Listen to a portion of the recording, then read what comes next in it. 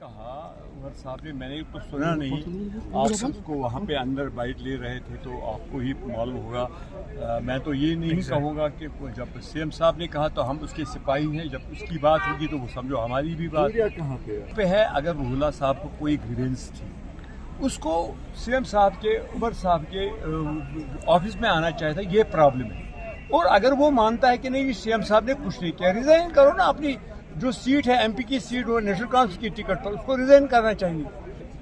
Resign करके फिर नया इलेक्शन लड़े, फिर देखे, फिर बताए लोगों को हमारी टिकट पर हमारे लोगों की बात वो करेगा तो हम क्या नहीं कर सकते हैं? उसको क्या ये मालूम नहीं हम यूटी में रहते हैं, यहाँ पे स्टेट नहीं है, कितना हम लड़ रहे हैं, उमर साहब कितना लड़ रहे हैं, हम कितना लड़ रहे हैं, कितने परेशानियों में हम हैं।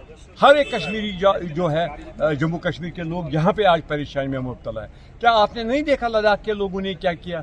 जम्मू के लोग भी कम ही दिन होंगे कि जम्मू के लोग भी प्रोटेस्ट करेंगे इसी बात पर। जब दरबारपुर का वापस कितना उन्होंने स्वागत किया, उमर साहब के बारे में उन्होंने क्या क्या बोला, बहुत अच्छा कदम था ये, क्योंकि वो भी तंग आ गए इस चीज़ से। अब मजबूरी है उनकी, क्या करेंगे, वो बेचारे मजबूर है क्योंकि उनको जम्मू में रहना, वरना वो भी लद्दाख की तरह प्रोटेस्ट करते हैं। इसी तरीके से अगर रूहुल्लाह साहब को कोई परेशानी है, उसको सीएम साहब के साथ डिस्कस करना चाहिए था। ये प्रॉब्लम है जो हमने वादे किए 5 साल के वादे किए, हमने 1 साल के तो नहीं किए। जब 5 साल निकल जाए, अभी तो 1 साल हो गए, 4 साल और भी है हमारे पास, देखेंगे करेंगे 4 साल के बाद क्या इनको रखना है या इनको।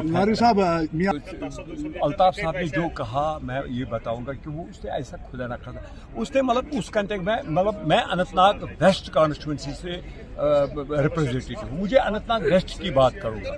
अगर वहाँ पे लोगों की कोई प्रॉब्लम है, मैंने भी अभी वहाँ पे बात उठाई इसी बारे में कि वहाँ पे कोल्ड स्टोरेज अगर होता तो इतना फ्रूट वहाँ पे खराब नहीं हो जाता। तो हर एक को मतलब ये हक है, हर एक एमपी को, हर एक एमएलए को अपना हक है कि अपने लोगों की बात करे, अपने लोगों के हित की बात करे। की बात सरकार में नहीं हुआ, वो एलजी सरकार में थे, एलजी ने उसका। मगर अभी तो आपकी सरकार है मजीद साहब, अभी नेशनल कॉन्फ्रेंस की सरकार है, आएगी तो हम जहली में फेंकेंगे स्मार्ट मीटर को। अभी तो स्टेट आने दो, इंशाल्लाह रहमान, आप देख लीजिए। इसके पहले क्यों नहीं हो सके?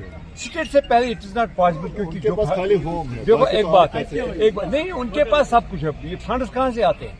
जो हम टैक्स देते, इनकम टैक्स देते, जीएसटी देते, वो कहाँ जाता पैसा? पहले हमारे पास होता था। जो लखनपुर टैक्स था, यहाँ काजीगुंड लाहौर मंडा में टैक्स था, वो किसको जाता था? वो स्टेट गवर्नमेंट को जाता। आज वो डायरेक्ट गवर्नमेंट ऑफ इंडिया को जीएसटी या इनकम टैक्स जो भी पैसा आता है वहाँ भी जाए और वहाँ से रिलीज हो जाता है। जब